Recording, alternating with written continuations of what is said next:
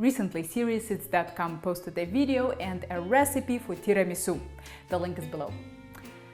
That did not go over very well with some of their viewers. You see, some people found that tiramisu to be not authentic, which got me thinking, what does it mean for the food to be authentic?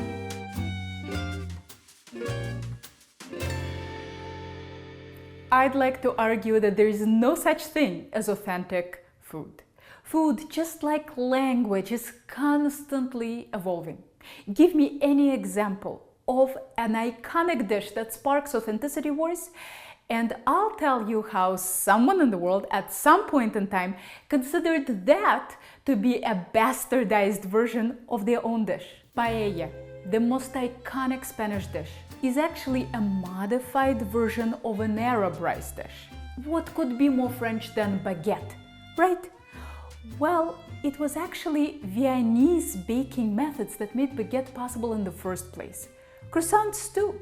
French themselves call their pastries viennoiserie, yet they are different than the original Viennese pastries that inspired them. So are they authentic or not? To me, that's a moot point. The question is, are they the most delicious examples of a particular culinary concept? If we didn't give dishes names, we wouldn't have this argument over authenticity. But naming your food is inevitable. So let's talk about why we do it. One reason we name our dishes is for the speed and ease of communication. Ratatouille is more succinct than a vegetable stew made out of zucchini, eggplant, peppers, tomatoes, onions, garlic, and herbs. It's also a way of signaling to someone that this combination of ingredients and techniques is more than the sum of its parts. It's what I call a culinary concept. Let's take Serious Eats tiramisu, for example. What got the authenticity police all worked up was that Stella Parks, who created this dish for Serious Eats, replaced whipped egg whites with whipped cream in the mascarpone topping, and she added cocoa powder and cocoa liqueur to the coffee syrup for ladyfingers. So I don't think this fundamentally changes the culinary concept of tiramisu. The topping is still decadently rich and creamy.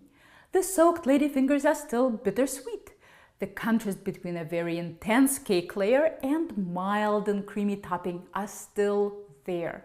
The main flavors are still coffee, cream, and chocolate. So what's the problem?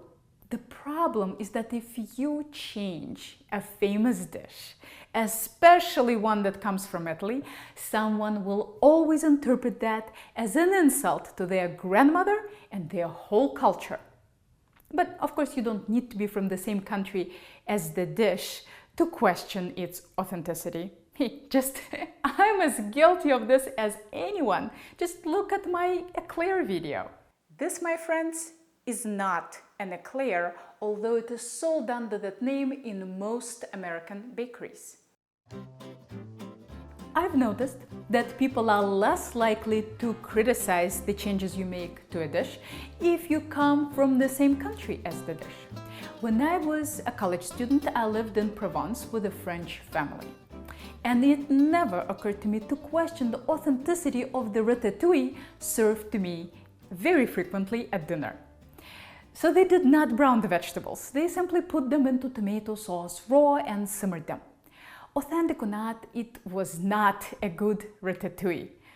But since French people were cooking it this way, I thought that's how it should be.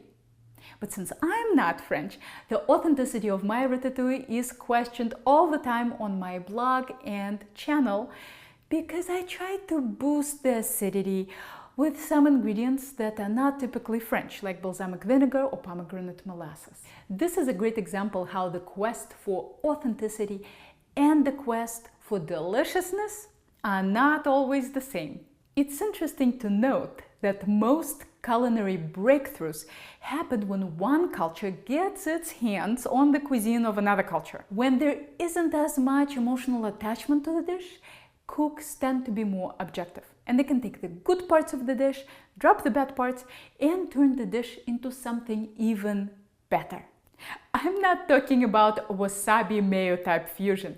I'm talking about more subtle changes that sometimes take generations of experimentation and honing of one's craft. Peruvian ceviche, Japanese ramen, croissants, eclairs are all great examples of one culture improving dishes of another culture. Of course, you can always give me a counterexample of Italy, where messing around with nonna's recipes is officially against the law. And sometimes for good reason. They are that good. What are your thoughts on authenticity in food? How do you balance tradition with innovation? Do you have some dishes that are such a huge part of your childhood memory that changing them in any way would be unacceptable to you? I'd love to hear from you, so leave me a comment below. This video was brought to you by viewers like you. If you liked it, click here to support my channel. Don't forget to subscribe, hit the little bell button for notifications, and if you're ever in the Boston area, maybe I'll see you in one of my classes. I can't promise you authenticity, but I can promise you deliciousness.